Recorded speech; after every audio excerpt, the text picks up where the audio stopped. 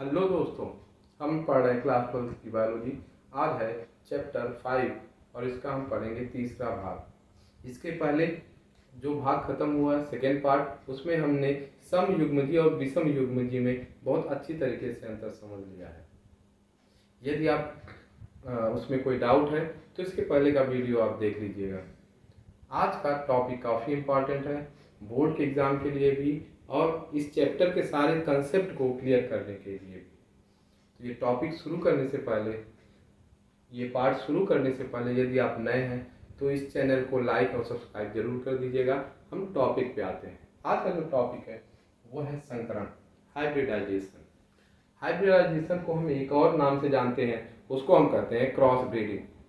Cross breeding को समझते हैं, एक ही जाति, परिभाषा हम देखते हैं, एक ही जाति या भिन्न जाति के विपरीत लक्षणों वाले। ये लाइन को अगर हम समझ लें तो ये पूरी परिभाषा हमको आसानी से क्लियर हो जाती है।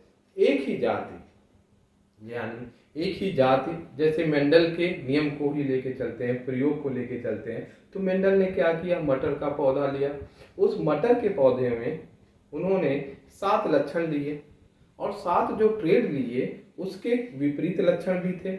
जैसे उन्होंने फूल के रंग को चुना मटर के, तो एक फूल क्या था, बैंगनी था, दूसरा क्या था, सफ़ेद था। एक मटर का पौधा लिया लंबाई के लक्षण को लेके, तो एक मटर लंबा था, एक मटर का पेड़ बौना था। तो ये जब एक ही जात में दो विपरीत लक्षण या भिन्न जाति यानी अलग अलग जात के पौधे हैं, उनके बीच आपस में क्या कराए हैं, निषेचन कराते हैं, जीवों के बीच क्रॉस या निषेचन कराते हैं। तो इस प्रक्रिया को हम क्या कहते हैं, संकरण कहते हैं। कंसेप्ट क्लियर हो गया होगा। अब आगे चलते हैं कि जब संकरण हम करा लेते हैं तो जो उनसे बीज बनते हैं और उन बीजों को जब हम बोएंगे तो उससे जो उत्पन्न होते हैं उसको हम क्या कहते हैं, संकर। इससे उत्पन्न पीढ़ी संकर हाइब्रिड कहलाती है। यहाँ पे हाइब्रिडाइजेशन या इसी को हम क्रॉस ब्रीडिंग कहते हैं या हाइब्रिड कहते हैं। कंसेप्ट क्लियर हो चुका होगा। अगला जो टॉपिक है तद्रुप प्रजनन सम, इसको समझने से पहले हम नीचे के कुछ पॉइंट है इसको समझते हैं। इसको हम डिटेल में आगे हम पढ़ेंगे। अब एक जब मेंडल ने प्रयोग किया था तो उन्होंने शुद्ध लक्षणों के बीच और विपरीत लक्षणों के बीच क्रॉस कराया था। तो जो पहली पीढ़ी होती है यानी जिसको हम जनकीय या पैतृक पीढ़ी कहते हैं, उसको हम समझते हैं। इंग्लिश में इसको बोलते हैं पेरेंटल जनरेशन। अब पेरेंटल जनरेशन क्या होती है इसको समझते हैं। जब दो शुद्ध विपरीत लक्षण वाले जीवों के बीच संकरण कराते हैं तो यह पीढ़ी जनकीय पीढ़ी कहलाती है। परिभाषा बहुत आसान है। जब दो शुद्ध विपरीत लक्षणों वाले, यहाँ कंडीशन क्या है कि जब हम निषेचन करा रहे हों तो उन मटर के बीजों के बीच जो लक्षण हो उनके अंदर का, वह क्या होना चाहिए, विपरीत होना चाहिए। यानी जो पेरेंट हम लें, जो जनकीय पीढ़ी लें, जिससे हम प्रयोग शुरू करें, उनमें जो लक्षण होने चाहिए आपस में विपरीत होने चाहिए। जैसे हमने एक बड़ा पौधा लिया मटर का, एक छोटा पौधा लिया, तो दोनों क्या हैं, दोनों लक्षण से आपस में क्या है, विपरीत हैं। और जब इनसे हम प्रयोग शुरू करेंगे तो ये जो पीढ़ी होगी, ये जो मटर के पौधे होंगे, वो जनकीय पीढ़ी कहलाती है या पेरेंटल पीढ़ी कहलाती है। यहाँ हम देखते हैं, यहाँ पे इस ग्राफ को आप देख रहे हैं, तो यहाँ पे हमने क्या लिया है, एक लंबा पौधा लिया है जिसमें जो जीन है, अलील है, वो क्या है, टी, कैपिटल टी और कैपिटल टी है। यहाँ पे देखते हैं एक बौना पौधा है जहाँ पे जो अलील है स्मॉल टी स्मॉल टी। तो ये पौधा और ये पौधा जो कहलाएगा वही पैतृक या जनकीय पीढ़ी कहलाती है। तो इसके बारे में कंसेप्ट क्लियर हो गया। इसको हम शॉर्ट फॉर्म में पी जनरेशन या पेरेंटल जनरेशन कहते हैं। अब जो दूसरा टॉपिक है वो है प्रथम संतत पीढ़ी, first filial generation. First filial generation को हम रिप्रेजेंट करते हैं F1 से। अब होता क्या है, जनकीय पीढ़ी से प्राप्त संतत या संतान, यानी इन दोनों पौधों के बीच जब हमने क्रॉस कराया, क्रॉस कराने के बाद जो हमको बीज मिले, जो पौधे आगे चल के मिलेंगे, वही क्या कहलाती है, प्रथम संतत पीढ़ी। ध्यान दीजिएगा, कि जब जनकीय पीढ़ी के बीच क्रॉस कराते हैं और क्रॉस कराने के बीच के बाद जो F1 पीढ़ी में हमें प्राप्त होती है उसी को हम क्या कहते हैं, प्रथम संतति पीढ़ी या फर्स्ट फीलियर जनरेशन, इसको F1 से रिप्रेजेंट करते हैं। अब इसको थोड़ा हम ग्राफ को समझते हैं।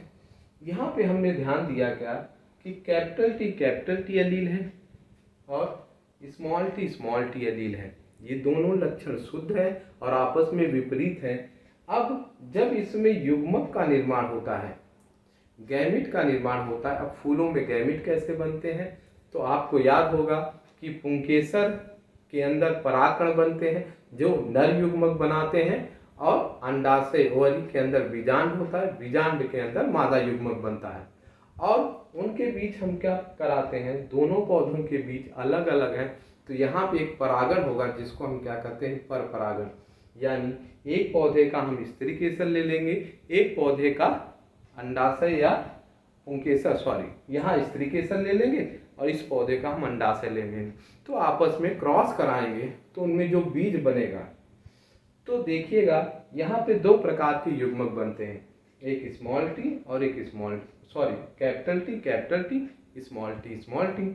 अब यहाँ पे इसको हम मान लेते हैं ये फीमेल है, यानी ये स्त्री केसर है, फीमेल गैमीट है, तो उसमें कैपिटल टी युग्मक बना, एक सेल बनेगी अंडकोश का। और यहाँ पे क्या हम देख रहे हैं, स्मॉल टी और स्मॉल टी के पॉलन ग्रेन बनेंगे। अब ये इससे मिल गया, ये इससे मिला, तो यहाँ आ गया कैपिटल टी स्मॉल टी, और यहाँ पे ये कैपिटल टी और ये स्मॉल टी आ गया, तो यहाँ पे भी capital T small T. Same यहाँ पे भी प्रोसेस वही हुआ, सेम यहीं पे प्रोसेस वही हुआ। तो ये जो चार हमको मटर के बीज बने उस पौधे में, जब इसको हम आगे लगाएंगे तो ये जो पीढ़ी कहलाती है वही कहलाती है F1 पीढ़ी, फर्स्ट फीलियर जनरेशन। यहाँ पे ये डाउट क्लियर हो गया होगा। और हमने देखा क्या कि जो फर्स्ट पीढ़ी हमको मिली उसमें क्या थे, कैपिटल टी स्मॉल टी थे। F1 पीढ़ी में सभी संतति संकर लंबे होते हैं, और जब दो अलील अलग अलग प्रकार के होते हैं, एक कैपिटल टी एक स्मॉल टी, तो यह संकर पीढ़ी कहलाती है, हाइब्रिड जनरेशन कहलाती है। और ऐसे पौधे क्या कहलाते हैं, संकर लंबे कहलाते हैं। अब यहीं पे समयुग्मजी और विषमयुग्मजी को समझ लेते हैं कि यहाँ पे दोनों अलील समान हैं तो समयुग्मजी कहलाएंगे, यहाँ पे दोनों अलील विपरीत हैं तो इसको हम विषमयुग्मजी कहेंगे। अब आते हैं तीसरे टॉपिक पे, और बहुत इंपॉर्टेंट है, जीनी प्रारूप। जीनी प्रारूप जिसको हम जीनोटाइप कहते हैं, इसको समझते हैं। वे आनुवांशिक सूचनाएं जो जीन या डीएनए में संचित रहती है। ध्यान से समझिएगा कि ऐसी आनुवांशिक सूचनाएं जो किसी पौधे के जीन और डीएनए में संचित रहें लेकिन वो बाहर से प्रकट न हो सके। कोई इंसान देखने से तो बाहर बहुत अच्छा लग रहा है, लेकिन उसके अंदर कुछ ऐसे लक्षण हो, ऐसी शैतानियां भरी हों जो बाहर से प्रतीत ही न हो रही हैं। तो जीन प्रारूप क्या होता है कि ऐसे लक्षण जो किसी के अंदर हैं, उसके जीन में हैं, उसके डीएनए में हैं, बट उसको बाहर से देखने में नहीं हमको प्रतीत हो रहे हैं, तो ऐसे लक्षण क्या कहलाते हैं, जीन प्रारूप लक्षण कहलाते हैं। इसको हम जीनोटाइप कहते हैं। अगला जो टॉपिक है वो है, अच्छा यहाँ पे एक पॉइंट और है, दो समान रूप से दिखने वाले पौधे जीनी प्रारूप में अलग हो सकते हैं। अब इसको समझते हैं कि दो समान रूप से दिखने वाले पौधे क्या हो सकते हैं, जीनी प्रारूप में अलग अलग हो सकते हैं। इसको उदाहरण से देखते हैं। यहाँ पे हम देखते क्या है, यहाँ पे हमको जो मिला है F1 पीढ़ी में वो क्या है, कैपिटल टी स्मॉल टी। ये भी पौधा लंबा होता है, और यहाँ पे एक जो पेरेंट है इसका कैपिटल टी उसका भी पौधा लंबा होता है। दोनों पौधे समान लंबाई के होंगे, ये पौधा भी समान लंबाई का होगा, ये पौधा भी समान लंबाई का होगा, लेकिन अंतर ये होगा कि इसमें अलील कैपिटल टी है और इसमें अलील कैपिटल टी स्मॉल टी है। ये दोनों अलील आपस में विपरीत हैं, अलग अलग हैं, जबकि वो दोनों हाइट में एक ही जैसे हैं। अब हम अगला टॉपिक पढ़ते हैं। यहाँ पे एग्जाम्पल क्या है, मटर के लंबे व संकर लंबे पौधे में। तो यहाँ देखिएगा, यहाँ कैपिटल टी है, यहाँ कैपिटल टी और स्मॉल टी है। अगला टॉपिक है दृश्य प्रारूप। इसको हम कहते हैं फिनोटाइप। ये बहुत आसान होता है। जीवों के वह लक्षण जो बाह्य स्वरूप, जीवों के ऐसे लक्षण जो हम बाहर से देख लें, उनके बाहरी स्वरूप से प्रकट होते हैं, उन्हें दृश्य प्रारूप कहते हैं। यानी कोई भी इंसान आप देख रहे हैं या फूल का रंग देख रहे हैं, पौधा छोटा है तो वो बौना कहलाएगा, उसके बीज पीले हैं, तो ऐसे लक्षण जो बाहर से हमको अपने आंखों से दृश्य से हम आसानी से देख लेते हैं, तो ऐसे लक्षण क्या कहलाते हैं? दृश्य प्रारूप। इसको हम फिनोटाइप कहते हैं। उदाहरण में देख लीजिएगा, मटर के लंबे पौधे और मटर के बौने पौधे। आप पहचान लेंगे कि ये लंबा पौधा है, ये बौना पौधा है। तो इसके साथ साथ इनसे दो शब्द जुड़े होते हैं जिसे हम कहते हैं जीनी प्रारूप अनुपात, और दूसरा होता है दृश्य प्रारूप अनुपात। ये क्या होता है इसको हम समझते हैं।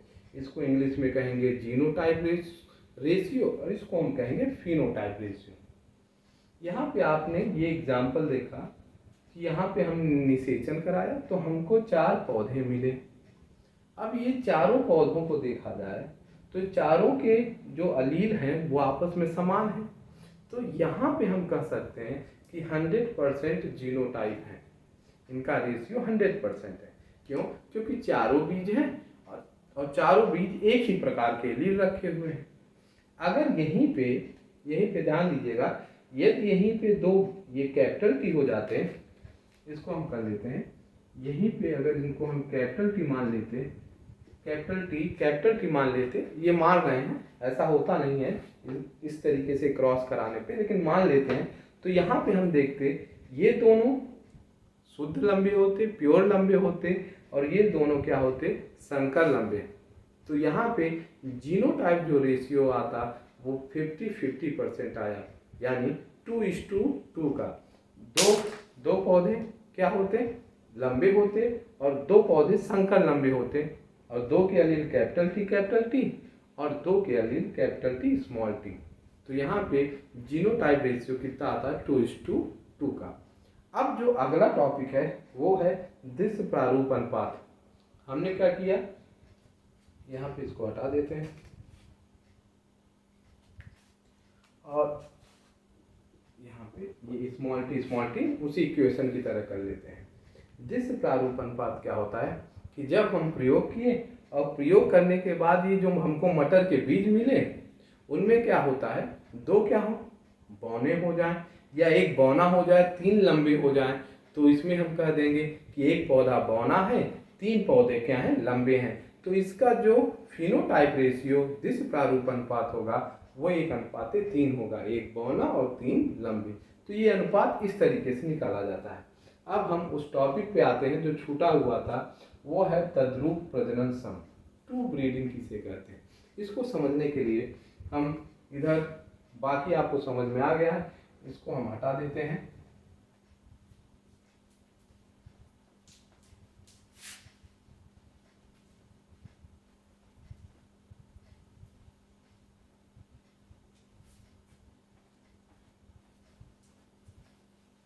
इसको परिभाषा से हम देखते हैं क्या है इसकी हम परिभाषा, तद्रूप प्रजनन सम, जिसको हम इंग्लिश में कहते हैं ट्रू ब्रीडिंग। ट्रू ब्रीडिंग होती क्या है? जब किसी जाति के पौधे में कई पीढ़ियों तक स्वपरागण कराते हैं।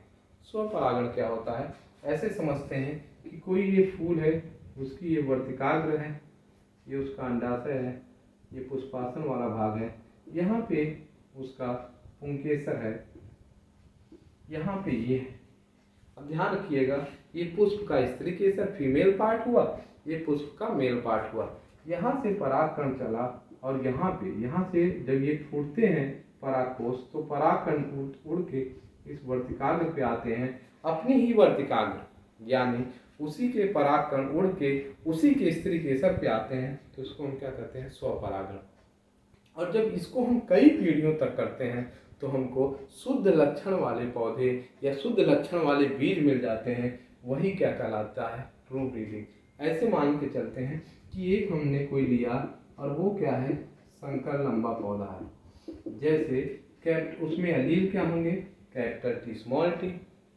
अब इस कैपिटल टी स्मॉल टी में जब युग्मक बनेगा ये इस तरीके से में युग्मक बनेंगे तो वो बनेंगे, क्या बनेंगे, कैपिटल टी और स्मॉल टी। और पुंकेसर में जो बनेगा यानी परागकण में जो बनेगा वो जो गैमेट बनेंगे वो बनेंगे कैपिटल टी स्मॉल टी। अब हम पुनेट स्क्वायर किस बनाएंगे इसका, तो इसका जब हम पुनेट स्क्वायर बनाएंगे, यहाँ पे देखेंगे, इसका जब हम पुनेट स्क्वायर बनाएंगे तो यहाँ पे capital T small T, capital T small T. अब इनको जब हम आपस में क्रॉस कराते हैं, मिलाते हैं, तो यहाँ पे मिलेगा हमको कैपिटल टी, यहाँ पे मिलेगा कैपिटल टी और स्मॉल टी, और यहाँ पे मिलेगा कैपिटल टी और स्मॉल टी, और यहाँ पे हमको मिलेगा स्मॉल टी। तो ये क्या कहलाएगा इस पीढ़ी में, जिसको हम F1 मान लेते हैं। तो यहाँ पे हमको F1 पीढ़ी में क्या मिला कि हमको यहाँ पे क्या मिला, एक शुद्ध एलील मिला।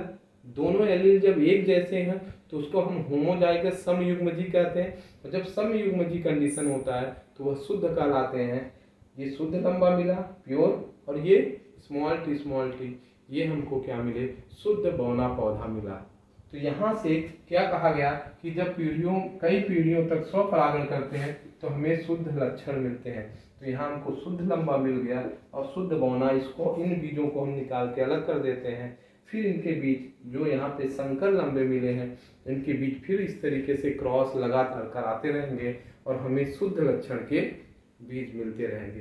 तो इसी को हम क्या कहते हैं, ट्रू ब्रीडिंग। एनसीईआरटी में ये शब्द दिया हुआ है। तो ये आपको वीडियो कैसा लगा जरूर बताइएगा। Thank you.